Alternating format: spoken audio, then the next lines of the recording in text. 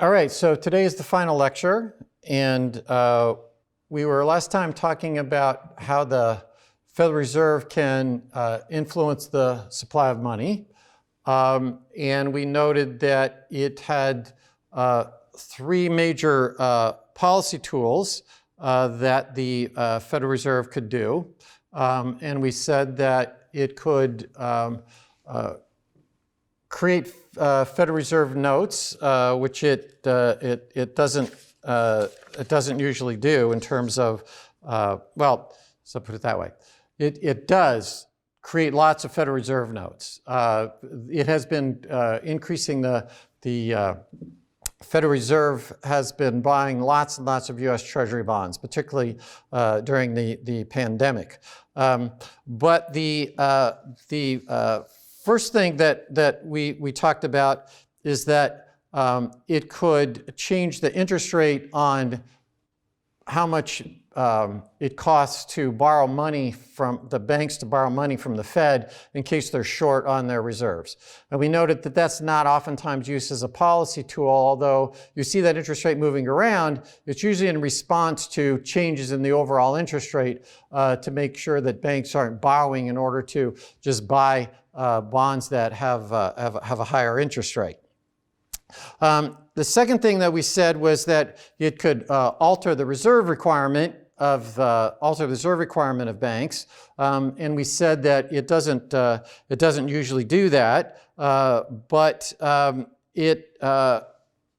if again the third thing that it does is that it buys bonds from the through what's called open market operations. It will buy bonds and therefore increase the reserves of banks by buying bonds. Now, interestingly, on March 15th of 2020, we're in a very unusual circumstance.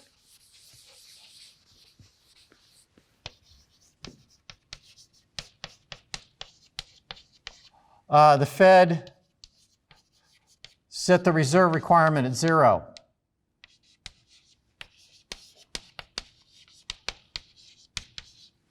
That highly unusual. You're living in sort of a very interesting time here. So normally when we'd be talking about this, we would be talking about as we said before, a Federal Reserve requirement of about 10%.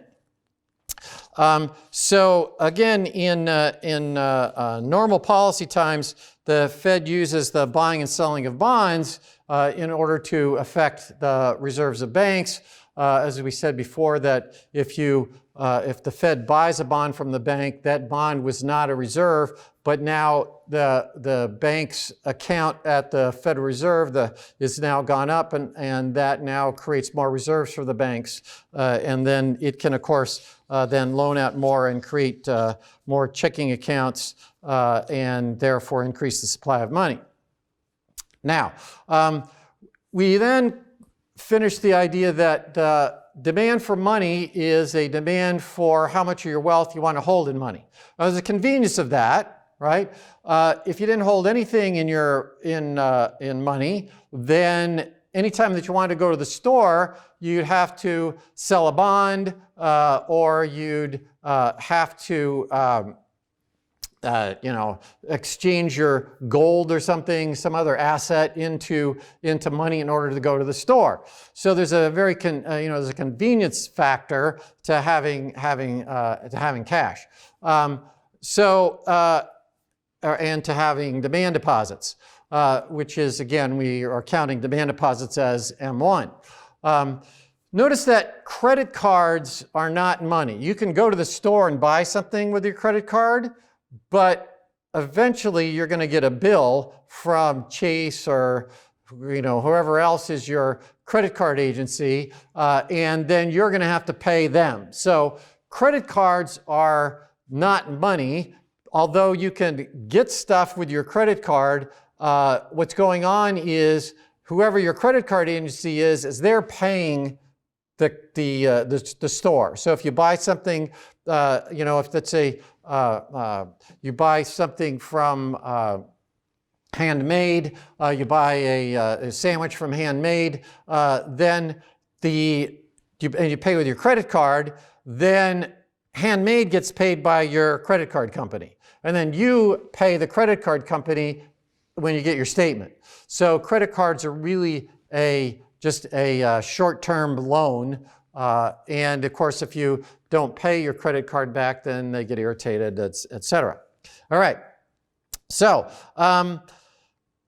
we looked at and we said, okay, there's a convenience to having money, and that the opportunity cost of holding money is the whatever else you could be doing with the money. And we said the simplest model would just make that the interest rate. You could hold it in a bond instead. And so what we'd have is the demand for money is going to look like this. Now, we also then talked about, we've been talking about is how the Federal Reserve can affect the supply of money. So suppose the Federal Reserve can put the money supply at wherever it wants, right? So we have, suppose the Fed can set the money supply at the level that it wants, right?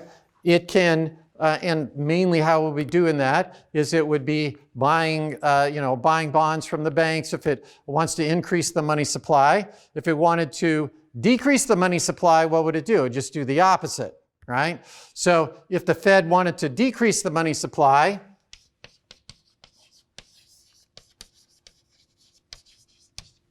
what would it do? It would sell bonds, right? Because then what would happen is the bank would give up its reserves in order to have the bond, and there'd be less reserves there, right? So the bank gives up reserves for the bond. Then if the reserves of banks go down, then they can hold less checking accounts. So the amount of checking accounts goes down. Checking accounts are part of M1, and so the money supply goes down. So the Fed can move that money supply back and forth. So suppose it can get it just right, whatever it wants to do. So if the money supply were here, we'll call that MS1. Then what would happen? Well, you're going to have, like any other demand and supply, you're going to have some sort of equilibrium interest rate, right? If the supply of money is bigger than the demand for money, then what's going to happen is people are going to try to get rid of their money. And how will they get rid of their money? They'll buy bonds. And it turns out that bond prices and interest rates move in opposite directions.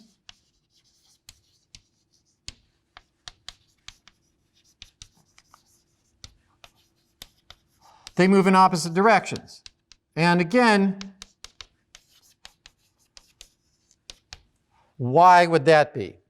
It's because the way a bond works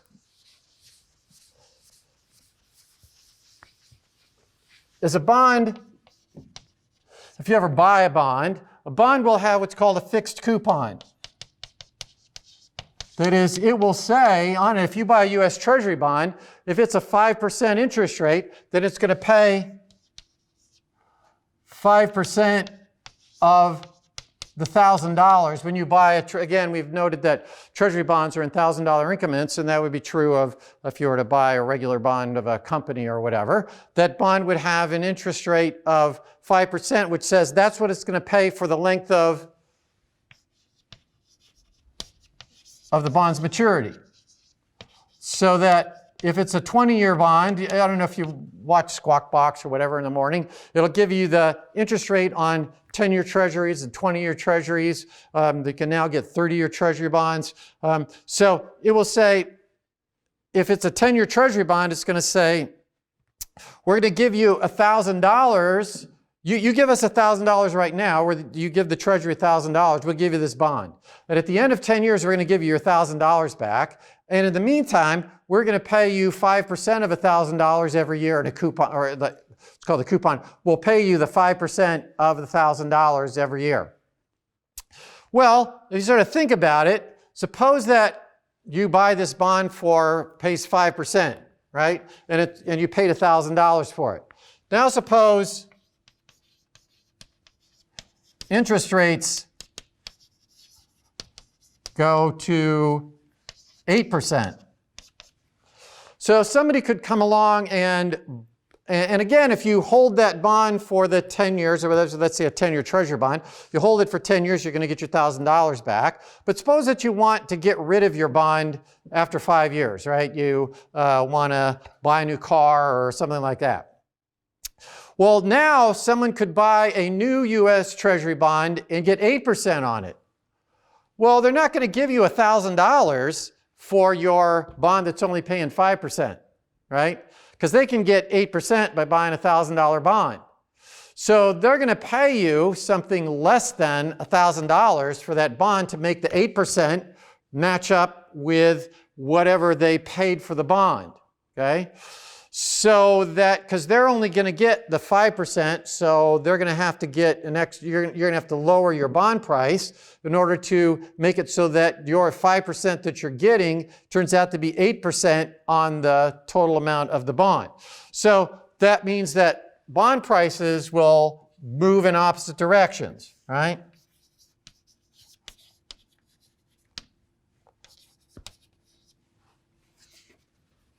Bond prices will move opposite direction to the interest rate.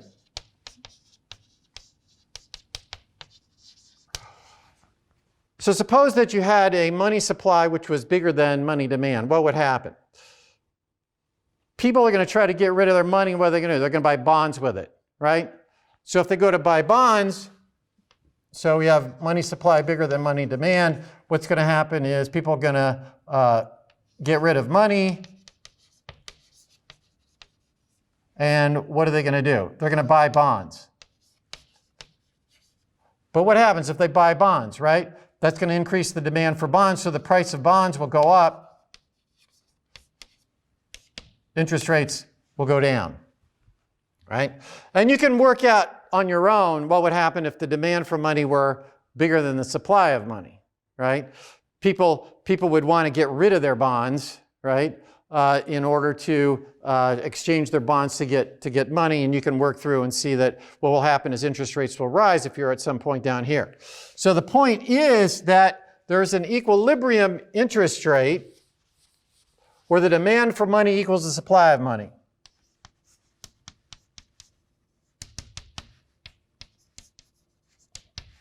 The equilibrium interest rate in this case we've got is IE, okay?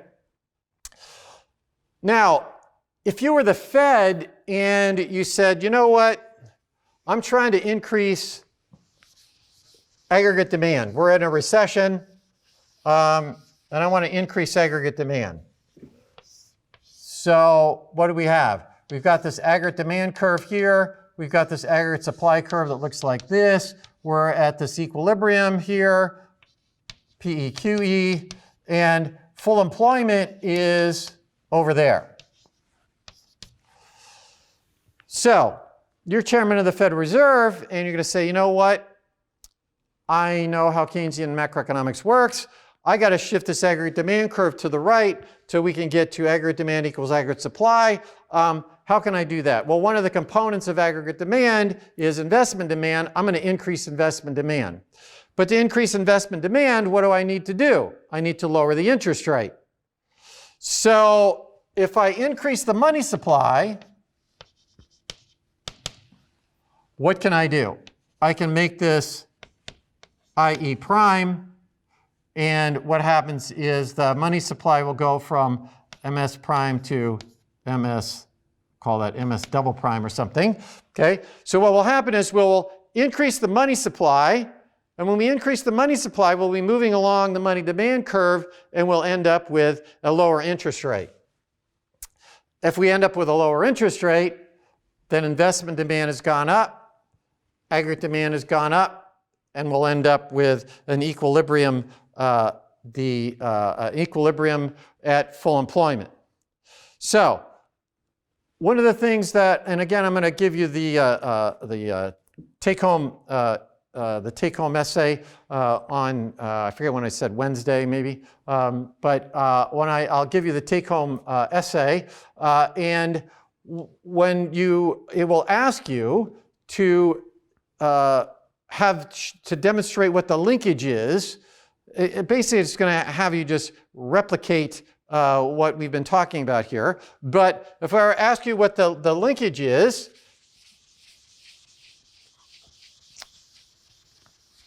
let's think about how the linkage works. If we're at less than full employment, so how does the Federal Reserve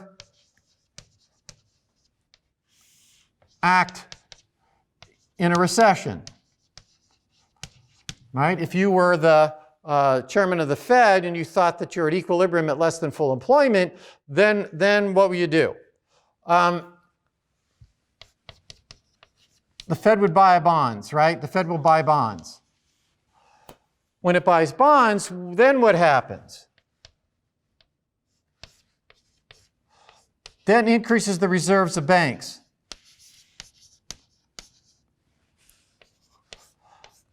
Then increases the amount of checking accounts. That's an increase in the money supply. That causes interest rates to fall. That causes investment demand to go up. Aggregate demand goes up, and then aggregate demand equals aggregate supply at full employment. Okay? Now, I'm not going to ask you to explain how banks create money, right? That was just for so you know how this thing is working. I'm just going to ask you for what that linkage is. But think about what the linkage is. If the Federal Reserve is trying to affect, but through its monetary policy, remember we talked about this was monetary policy. If we're going to use monetary policy in order to get us out of a recession, what's going to happen? The Fed's going to buy bonds. That's going to increase the reserves of banks. That's going to result in an increase in checking accounts. That's going to increase the money supply. That's going to cause interest rates to fall. That leads to the investment demand going up, aggregate demand going up, aggregate demand equaling aggregate supply at full employment. Notice that is a longer link than if the federal government just increases demand, right? If we increase G, if we increase government demand, what happens? Government demand is a component of aggregate demand, and that's going to shift the aggregate demand curve to the right. If we cut taxes, then what happens is that increases disposable income, which increases consumption, which shifts the aggregate demand curve to the right.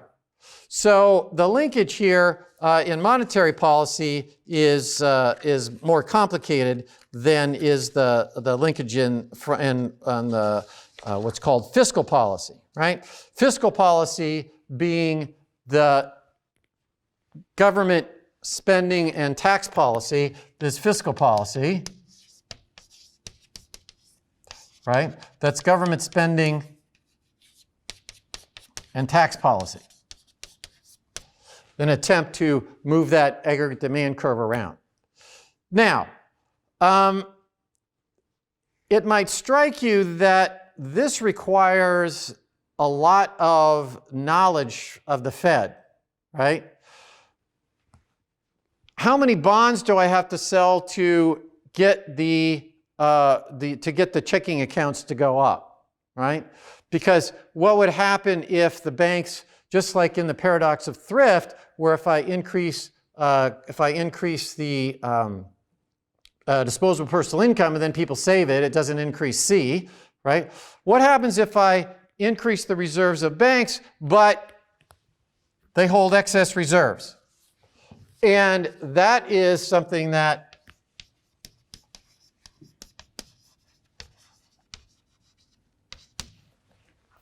that happened there up until 2008. Excess reserves of banks were in the $2 billion range, and now they're over $2 trillion. So there was a large increase in the amount of excess reserves that were held by banks during this last 10 years. And so that has led to attempts to alter the monetary policy, et cetera. But it also, if we think of what is inflation, and we'll come back to this in a second, but inflation is a decline in the value of money.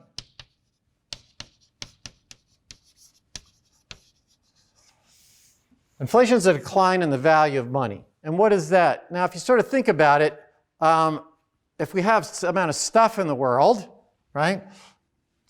Technical definition is stuff, right? If you've ever, probably haven't, but you might get on YouTube and look for George Carlin and just put George Carlin stuff or something like that. He talks about, there's a very funny monologue about stuff. But the bottom line is, how many goods and services are there out there, right?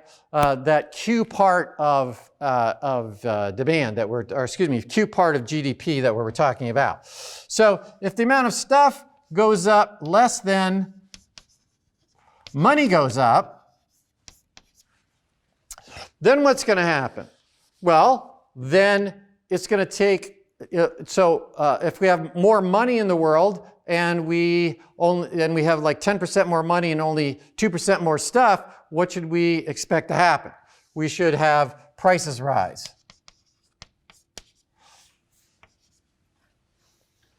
And so when the Federal Reserve was drastically increasing the money supply, we would have expected that when the Federal Reserve was increasing the reserves of banks, was doing a lot of increasing the reserves of banks, we would have expected through this story that there would be more M1 out there, right? Because if you're increasing the reserves of banks, we would have expected to see that there's a big increase in the amount of money. If there's a big increase in the amount of money relative to the amount of stuff that's going out there, then we expect prices to rise, and we expect inflation to be happening. But we didn't see a lot of inflation. And the reason was because banks were holding excess reserves, right? They were holding excess reserves. So, but our point here, though, is that there's a lot to know in this linkage that is, how can it know how much the reserves of banks ought to go up in order to get more checking accounts? Now, it could keep increasing the reserves of banks if it didn't have that, but if the banks are holding excess reserves, it's not going to be a very effective tool in terms of increasing M1. How can it know, for example, what is the interest rate that will get us to the investment demand that gets us right to where aggregate demand equals aggregate supply, right? So we got aggregate demand here, aggregate supply there, P and Q. I'm trying to get this over there. How can it know what I should be to get to investment to get to aggregate demand equals aggregate supply at QF? What happens if it shoots it out there, right? If we're at full employment and we keep increasing aggregate demand, what's going to happen? We can't get more stuff, right? So what will happen is prices will be rising. We'll be moving up this price, up the price component of the aggregate demand and aggregate supply. How long will it take? Suppose that what happens is this aggregate demand curve's moving back and forth, and we just might ask, how long does it take from the interest rate going down to investment demand going up? Does it happen within a week? Does it happen within 6 months? Right? And suppose that what's going on is this aggregate demand curve is moving about because consumer demand's changing or government demand's changing. Well, what might happen is that when it undertook this policy, it was here, but then the policy takes effect, investment demand then goes up, and all we're doing is driving up interest rates. So if you just sort of think about the whole thing, is that how can the Fed know enough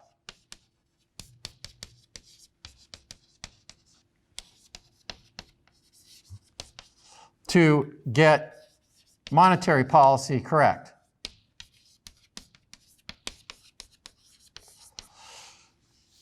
And one of the Nobel laureate in economics, Milton Friedman, you've probably heard of,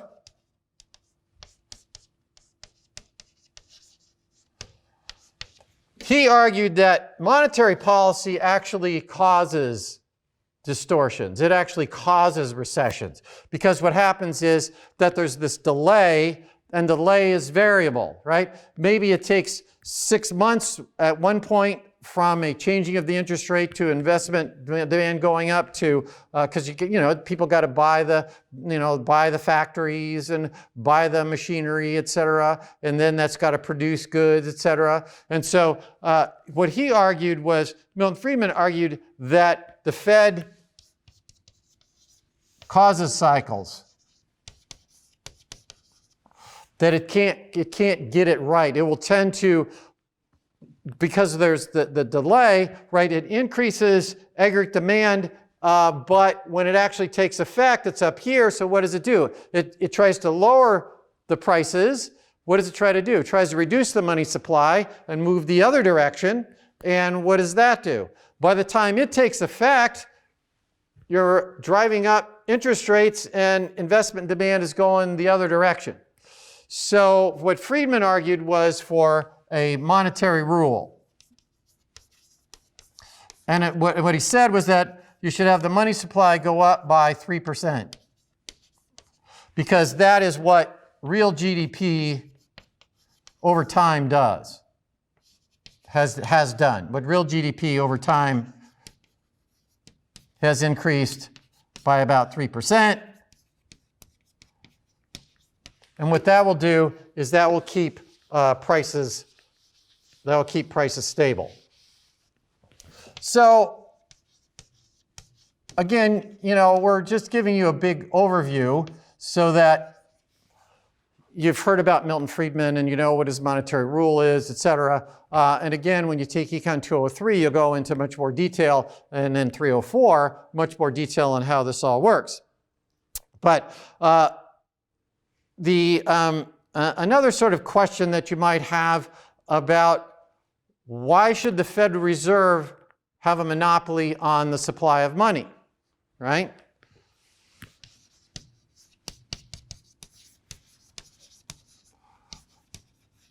Why should it have a monopoly on money supply? Right? That is sort of interesting, because you don't give the Federal Reserve, or you don't give monopolies over to the government over toilet paper or over other things, right? So why should it have a monopoly over the medium of exchange?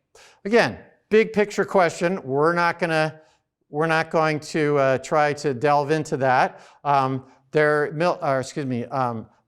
Nobel laureate, Friedrich Hayek, wrote a paper on why we should have private money, privatization of money. You guys are living through an era of digital currency. Will that, such as Bitcoin, will that turn into money? Well, Bitcoin is used as a store of value right now. You probably can't go to Kroger's to buy something with Bitcoin, but there are places that will let you use Bitcoin as an exchange, as a medium of exchange. So will these digital currencies ever really end up as a private currency that's being used as generally as a medium of exchange? Or will they just remain like gold, a store of value? We don't have gold coins very much anymore. We don't have silver coins even anymore. But you can buy gold, and what do you usually buy gold for? You buy it as a medium of exchange. I was just listening on Squawk Box today. They were talking to some investment advisor folks that specialize in Bitcoin, and they were arguing that they don't think Bitcoin over the next decade, at any rate, is going to actually become a medium of exchange. It will act as a store of value, but you know, you never know. But you know, why is it that, you know, one reason why do governments want to have a monopoly on money, right? So we can easily see, why would government want a monopoly over money?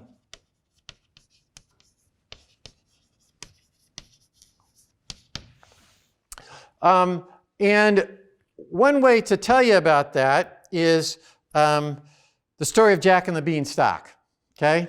Now, if you remember Jack and the Beanstalk, what happens is Jack's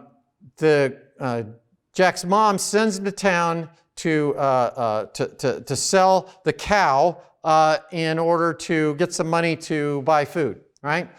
And along the way, he meets this guy who sells him the cow for some magic beans.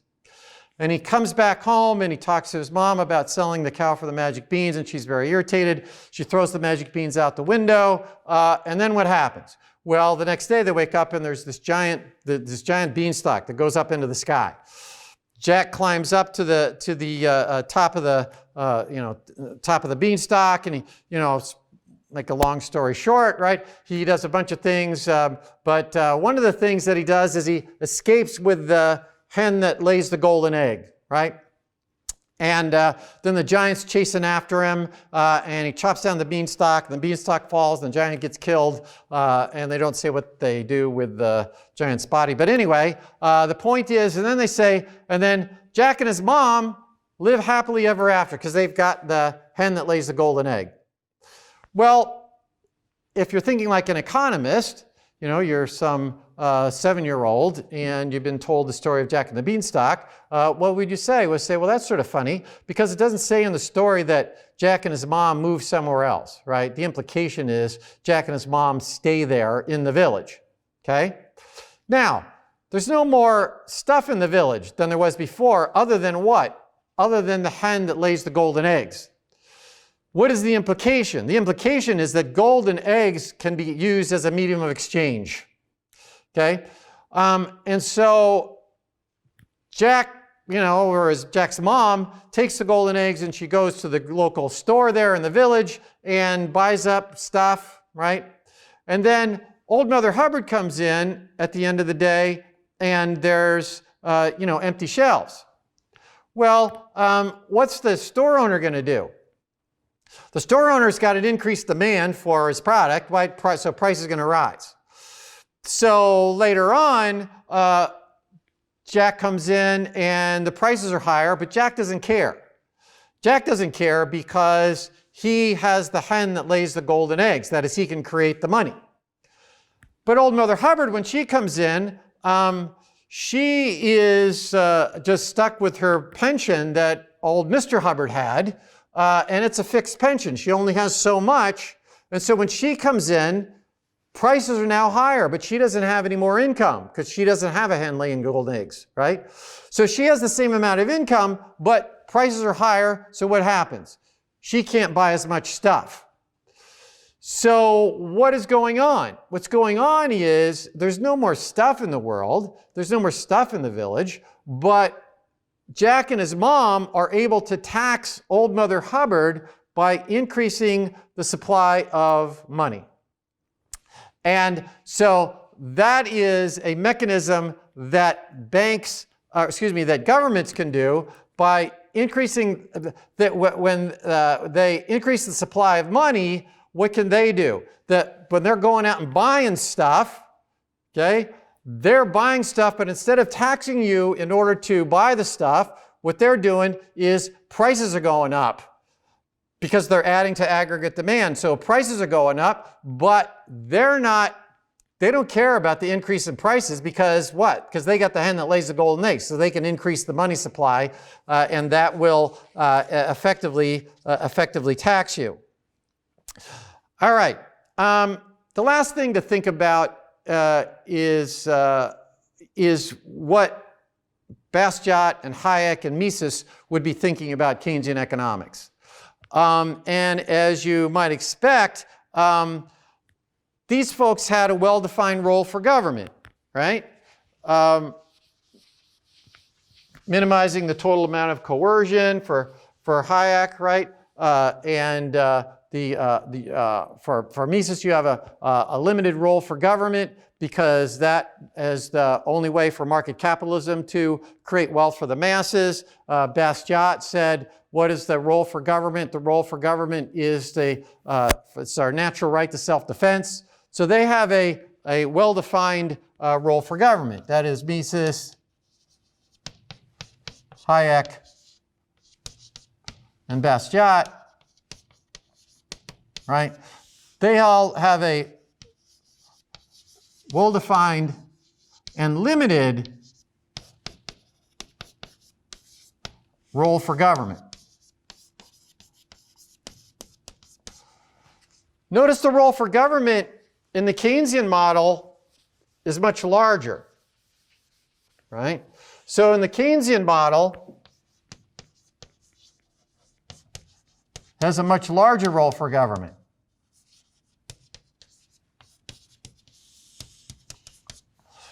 If we think back to the Great Recession, what did you had? You had a stimulus package, right? That's what Obama had. And what did the Congress do under this COVID problem? Was to have a stimulus package. So you have government spending, you have federal government spending.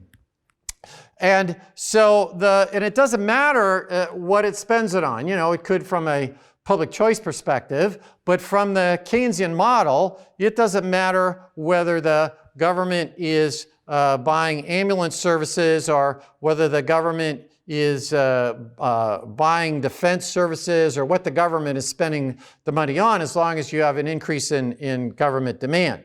So you would expect then Hayek and Hayek and Mises to be opposed to Keynesian economics, and in fact, they were. They were both Mises and Hayek. Although Hayek was a friend of Keynes, they were at the London School together. But anyway, both Mises and Hayek thought that the Keynesian model was not a proper theory of how the economy works, and it would have basically you have two problems, right? One we were just talking about.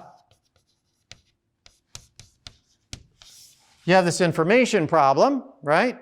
And that, Mises talked about, the information problem. Because what? Information is decentralized. So how can, just as when we were talking about how can the central planner know what the price of various things ought to be and how much to produce of various things, you have the similar information problem that how can the federal government know what full employment GDP is, for example? How can it know what interest rate would set the investment at the rate that would make it so that we hit aggregate demand equals aggregate supply at full employment? All these information problems that, again, Hayek and Mises were talking about. And so you have this information problem, but then again, you have this role of government problem, right? That it is not the proper role of government to go out and be, you can use the increase in government spending to justify all sorts of actions by your government that wouldn't fit into what Hayek and Mises were thinking about, and Bastiat as well were thinking about what what the role of government might possibly be. And so anyway, again, while Bastiat certainly wasn't alive when Keynesian economics came to fruition, if you look into it in further detail, you can see that Keynes and Mises would think that this was overreaching of what the government's role is, and it's not going to be able to solve this problem of information. Now, again, sort of the purpose of the course is is that you understand how markets work, right? We went over demand and supply, about the social cooperation and voluntary exchange, and how markets are the system that results in the greatest wealth for the masses. Then we talked about, as Mises pointed out, in liberalism, what's a political philosophy that's consistent with market capitalism. And then we went through what the limitation on your government might be, and Hayek talking about a constitution is the written document that limits what your government can be. We talked about Bastiat as this role of government being our natural right to self-defense. And let me just read you a quote from Herbert Spencer. Spencer was writing about the same time as Bastiat.